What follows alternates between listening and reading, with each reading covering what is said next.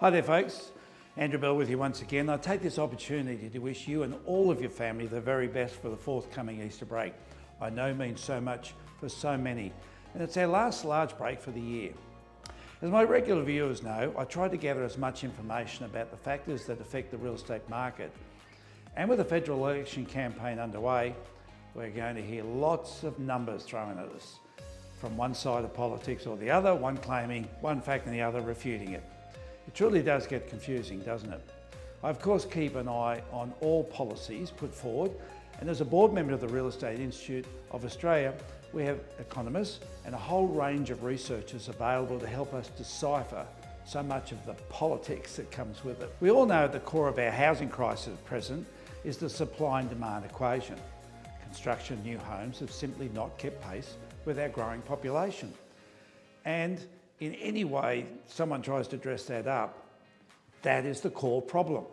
As I shared recently, our eternal organic growth in population is not what it used to be. Births are down, life expectancy is up. One of the contributing factors to the housing shortage is household configuration, where for a number of years now, we've seen reducing number of people living in each household. There's not a lot that we can do with all of that when you combine them together. The real issue has been immigration. And whilst it would seem easy to simply dramatically reduce immigration numbers, that also has dire consequences. We have all seen the incredible need for specialised skilled labour, more doctors, nurses, police, engineers, and the list goes on and on. If we don't have them, we simply can't keep growing our economy, our prosperity as a nation. We can't wait 30 years for people to come through the natural birth, education process in order to be there to fill those jobs. Businesses everywhere are crying out for the specialist labour right now. And if we don't fill those positions, our quality of life and our competitiveness as an economy faces massive upheaval and will simply be irrelevant, left behind. The latest figures from the Australian Bureau of Statistics, released a couple of weeks ago, show that the net overseas migration cooled from with 379,000 people entering the country in the last year to September, and that's 32% lower than the post-COVID-19 peak of 555,000 the year ending September 23. Whilst forecasts for the year ahead show an even slightly lower number of net migration at about 340, this may well be portrayed as a great outcome in terms of the housing market, but in reality it continues to mask the truth that we're simply not building enough new homes to match that population growth. So the core issue continues to come back to housing construction numbers. Whilst political parties keep window dressing about what they're doing to solve our crisis, like for example providing increased first home buyer grants and the like, the reality is they just keep creating more demand for housing. The major issue with construction is building costs. Not only the ever-rising cost of building, but also the lack of skilled labour. And whilst, yes, we need to continue to provide skilled labour from overseas, the biggest issue is that through all of that, it's the massive amount of government infrastructure spending that is taking those skilled labourers away from the private sector and putting them into the public sector. Now obviously, labourers prefer the higher wages paid by government and the security of working for government. And so at the core level, government is actually creating a shortage by the huge amount of infrastructure programs that they are undertaking and the great terms and conditions they're offering.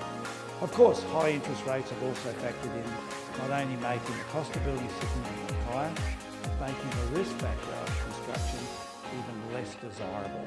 And of course, the whole turmoil in the building industry has led to incredible volumes of builders and developers' failure, either going into receivership or voluntary administration, which in turn makes the rest of the building industry turn off the concept of doing any residential building at all.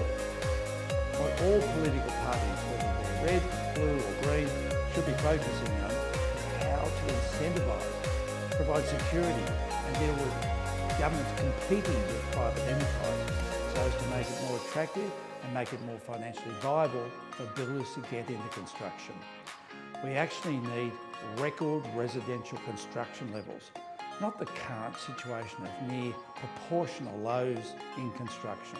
And as has been learned from previous attempts to eliminate negative gearing or increase capital gains tax, if this is tampered with, it just means less buyers in the marketplace, which means less demand for investment housing, which means less properties available for tenants, and to make the construction of affordable housing even less attractive.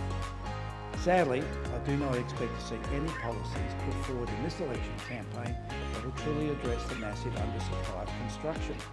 But more window dressing to look like the next government is doing so much for those who want to buy houses.